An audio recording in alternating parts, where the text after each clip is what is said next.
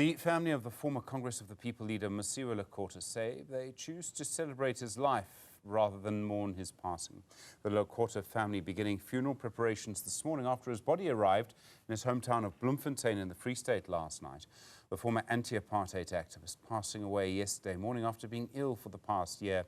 He was the first premier of the Free State and led it through the transition era at the end of apartheid from 1994 until 1996. Friends, family and comrades still visiting his home to pay tribute to the former Robben Island prisoner. He'll be buried in Mourn next week. Newzroom Afrika's Scara Mafokoane is there for you. Scara, good afternoon to you. What are people saying about Mosiuoa Lekota today?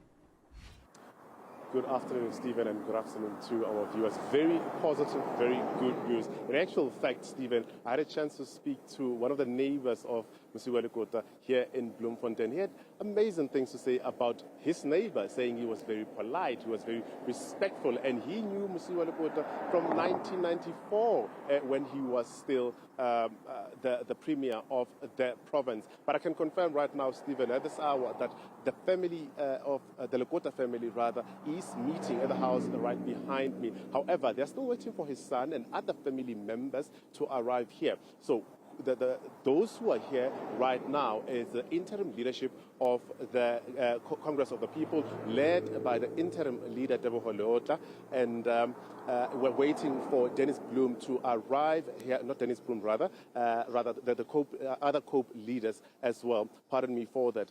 But the meeting has started, and in that meeting, the discussions that are taking place is the preparations for the funeral, which we can confirm that will take place either on the Friday or the Saturday. That's a confirmation which we're told by the family. So those are the 2 days which are being deliberated upon at this current juncture. The wife to Mosiuoa Lekota is also here in that meeting. So the other members traveling from Gauteng will join the family when they get here, and we expect later in the afternoon, Stephen, that whatever they agreed upon, it's the date that they'll take to government. Remember that yesterday, President Cyril Ramaphosa actually mentioned that Lekota will deserve, or Lekota will be afforded, a befitting a funeral. So at this stage, we are not certain as to what that befitting